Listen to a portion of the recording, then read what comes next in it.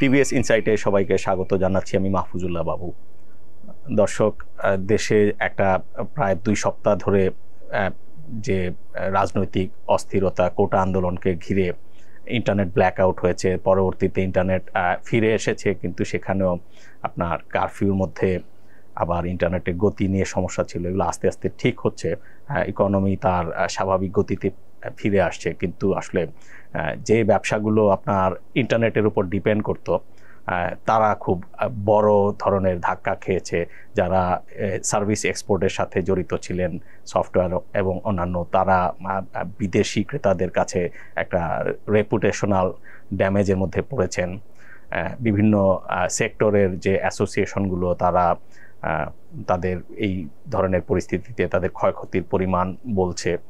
আজকে এগুলো নিয়ে স্টুডিওতে আমার সঙ্গে কথা বলবেন টিভিএসে আমার সহকর্মী জনাব শৌকত আলী। তিনি গতকাল e commerce association of Bangladesh তারা একটি প্রেস কনফারেন্স করেছে, যে তাদের ক্ষয়ক্ষতি সম্পর্কে আমরা তার কাছ থেকে শুনি। শওকত ভাই, ওভারঅল যে আপনার আমাদের যে ডিজিটাল ইকোনমি, তার একটা বিগ পার্ট হচ্ছে আপনার ডিজিটাল কমার্স। আপনি কালকে সেটি কভার করেছেন। তারা একটা বড় ক্ষয়ক্ষতির একটা পরিসংখ্যান, এস্টিমেটেড পরিসংখ্যান তারা দিয়েছেন। একটু যদি বিস্তারিত বলেন।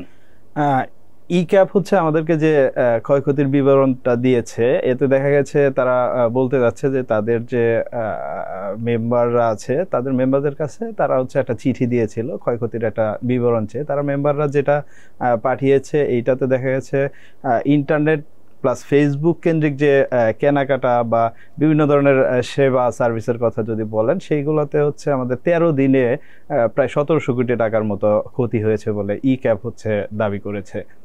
একটু ব্রেকডাউনটা যদি বলেন। আসলে বিভিন্ন ধরনের আমরা জানি যে ডিজিটাল কমার্সে একটা আছে যে বোনাফাইড ই কমার্স, যে ডেলিভারেবল প্রোডাক্ট অ্যান্ড সার্ভিসেসের যে পারচেজ।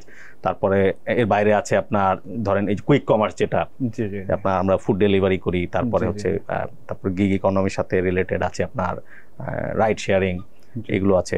তারপরে এফ কমার্স একটা বড় ফ্যাক্টর।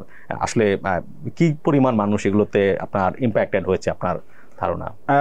মানুষের কথা যদি বলেন, যে ফেসবুক কেন্দ্রিক বিজনেসটা তো আমরা হচ্ছে সকলেই হচ্ছে দেখি আমাদের চোখের সামনে, আমাদের অনেক ভাই বেরাদার, বা এটা আসলে অনেক বড় হয়ে গেছে, আমরা আসলে চোখের সামনে হয়েছে তাই বুঝতে পারিনি যে এই জায়গাটাতেই শুধু ফেসবুক কেন্দ্রিক যে বিজনেসটা, এইখানেই কিন্তু 2.5 থেকে 3 লাখ মানুষ কাজ করে, 3 লাখ মানুষ বিজনেস করে। তো এইখানেই হচ্ছে আপনার প্রায় 100 কোটি টাকার মতো ক্ষতি হয়ে গেছে। আর যদি আপনি বোনাফাইড তাদের তো আর ঠিক রিপোর্টিং, যেমন আপনার যে ই ক্যাবের মেম্বাররা তারা একটা ফরম্যাটে 2-3 হাজার মেম্বার যদি যেভাবে রিপোর্টিং করতে পারে, ইন্ডিভিজুয়ালি এরকম 2.5-3 লাখ মানুষ আসলে তাদের ড্যামেজ বা দুঃখের কথা বলতে আরো সময় লাগবে। জি, আরো সময় লাগবে। এইটা হয়তো আরো দ্বিগুণ হয়ে যাবে বা 3 গুণ হয়ে যাবে, এটা যদি রিয়েল চিত্রটা তুলে ধরি। সবচেয়ে বড় ব্যাপার যে ফেসবুক কেন্দ্রিক যারা বিজনেসটা করে, তারা কিন্তু টোটালি হচ্ছে এই ব্ল্যাকআউটের মধ্যে কোনো বিজনেস করতে পারে না, এবং মাসটা শেষ হয়ে গেছে।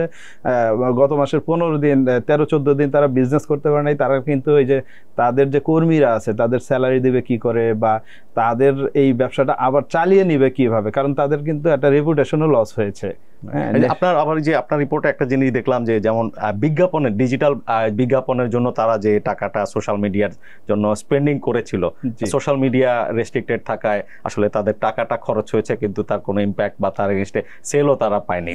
এই জায়গায় তারা বলতে যাচ্ছে যে গভর্নমেন্টের সহায়তায় তারা যদি হচ্ছে ইয়ার সাথে ফেসবুক কর্তৃপক্ষের সাথে তারা যদি যোগাযোগ করে এই জায়গাটা একটু ক্লিয়ার করতে পারে, যে টাকা তো ফেরত পাওয়া যাবে না, হয়তো তাদেরকে একটা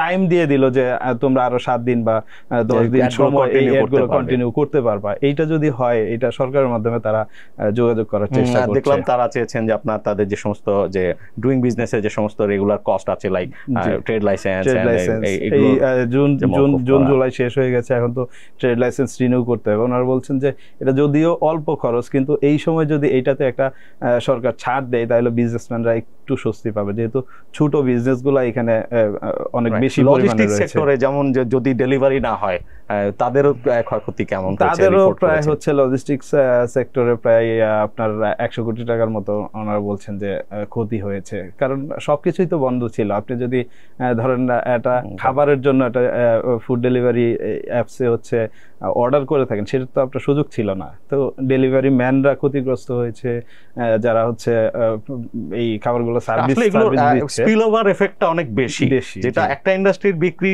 যত কমেছে সেই বিক্রির টাকায় সে আবার জায়গায় জায়গায় খরচ করে, সেই খরচটা নিয়ে যারা সংসার চালান, আই মিন এটা যাদের বিল, তারা ক্ষতিগ্রস্ত হন। আজকে আসলে ওই ব্রডার আজকে সকালে আইসিটি অ্যান্ড টেলিযোগাযোগ প্রতিমন্ত্রীর দপ্তরে সবগুলো প্রযুক্তি সেক্টরের যে রিপ্রেজেন্টেটিভরা গিয়েছিলেন, তারা সেখানে বলেছেন যে আসলে বাংলাদেশে ভবিষ্যতে যাতে বিজনেস এই ধরনের ইন্টারনেট ডিসকানেকশন বা কানেক্টিভিটি ইস্যুর কারণে যদি বিজনেসগুলো যাতে কোনোভাবে ক্ষতিগ্রস্ত না হয়, এই জন্য একটা স্পেশাল ইন্টারনেট প্রোটোকলের ব্যবস্থা তারা দাবি করেছেন এবং সরকার বলেছেন যে আমরা এগুলো করব। তো প্রতিমন্ত্রী সভা শেষে আমাদের জানিয়েছেন যে প্রায় 18,000 কোটি টাকা যদি সামগ্রিকভাবে সরকারি এবং বেসরকারি খাত মিলিয়ে প্রযুক্তি নির্ভর, ইনক্লুডিং টেলিকম, তারপরে যে আপনার সফটওয়্যার, যদি আমরা বলি যে ফ্রিল্যান্সার্স, ই কমার্স, সব কিছু মিলিয়ে, তারপরে যে ইন্টারনেট সেবাদাতা প্রতিষ্ঠানগুলোর তাদের ইনফ্রাস্ট্রাকচারের পিছনে আবার রিপেয়ারিংয়ে খরচ করতে হবে। সবচেয়ে বড় কথা যে আপনার সেলস লস, একজন বলেছিলেন যে ইন্টারনেট সার্ভিস প্রোভাইডার অ্যাসোসিয়েশনের সভাপতি আজকে বলছিলেন যে আমরা আসলে যাদের কাছ থেকে আরও পাইকারিভাবে ইন্টারনেট কিনে আনি, তাদের প্রত্যেককে আজকে 1 তারিখের মধ্যেই আমাদের বিল ক্লিয়ার করতে হয়েছে গত মাসেরটা। তো সুতরাং আসলে এই ধরনের পরিস্থিতিতে আপনি আপনার খরচ, প্রত্যেকটা ব্যবসারই আমরা দেখতে পেলাম যে খরচ যেটা করার সেটা আপনার হয়ে যাচ্ছে, এখানে কোনো ক্ষমা বা মাপ কেউ করছে না, বাট আপনার রেভিনিউ আসছে না, হুইচ ইজ অ্যালার্মিং। আপনাকে এই জায়গায় আমি একটু প্রশ্ন করতে চাই, সেটা হচ্ছে যে আপনি ধরেন আমাদের হোটেল সেক্টরটা কিন্তু, হোটেল ম্যানেজমেন্ট সেক্টরটা কিন্তু অনেক বড়, এটা ন্যাশনালি এবং ইন্টারন্যাশনালি কিন্তু এটার একটা ইম্প্যাক্ট আছে। এই যে এই ইন্টারনেট ব্ল্যাকআউটের এই সময়টা, এই বিজনেসটা হচ্ছে আসলে কিভাবে ক্ষতিগ্রস্ত হয়েছে আপনি যদি একটু। এক্স্যাক্টলি, আমি একটা পরশুদিনের একজনের সাথে শুনছিলাম যে আপনার বাংলাদেশের যে রিটেল চেইন, যে সুপারমার্কেট, একটা সুপারমার্কেটে পরিদর্শনে এসেছিল ইন্দোনেশিয়া থেকে একটি টিম, সেখানকার একটা বড় সুপারমার্কেট কোম্পানির চেয়ারম্যান সহ এসেছিল।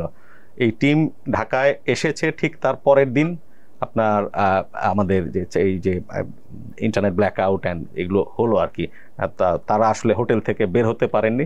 পরিস্থিতি স্বাভাবিক হওয়ার পরে কয়েকটা আউটলেট ভিজিট করে তারা চলে গেছেন। তো তারাই হচ্ছে এই যে এই সময়টা, এই গেস্টরা হোটেল ইন্ডাস্ট্রির, আমাদের একটা রিপোর্ট আছে আজকের পত্রিকায় যে 10%-এর মতো রেভিনিউ তারা কন্টিনিউ করেছেন, 90% রেভিনিউ ওয়াজ লস্ট, বিকজ যে এই ক্রাইসিস চলার সময় আসলে কেউ আপনার হোটেল বুকিং করেননি, ইন্টারনেট ব্ল্যাকআউটের কারণে অনলাইন বুকিং হয়নি। আর এর বাইরে আমরা যে সশরীরে গিয়ে ক্যাশ টাকায় হোটেলে বিল দেই, সেটাও হয়নি। In fact customer, I mean guest ছিল না আর কি হোটেলগুলোতে। তারা হোটেলগুলোতে 1,000 কোটি টাকার বেশি লস্ট রেভিনিউ তারা বলছেন। সবকিছু মিলিয়ে আসলে এই ধরনের পরিস্থিতি, যেখানে অর্থনীতির চাকা থেমে যায়, এই পরিস্থিতিগুলো কোনোভাবেই কাম্য না। এর জন্য রাজনৈতিক মহলে যাই ঘটুক না কেন, আমাদের ইকোনমিটা আসলে রান করতে হবে।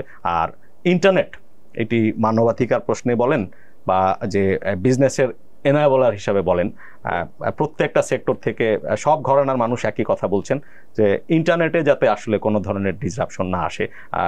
আপনাকে অসংখ্য ধন্যবাদ স্টুডিওতে আসার জন্য শওকত ভাই।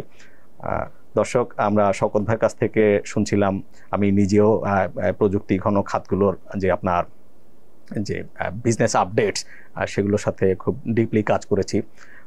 আমরা যতটুকু বুঝতে পারলাম আপনাদেরকে জানানোর চেষ্টা করলাম। আমাদের অনুষ্ঠান ভালো লাগলে লাইক করবেন, শেয়ার করবেন।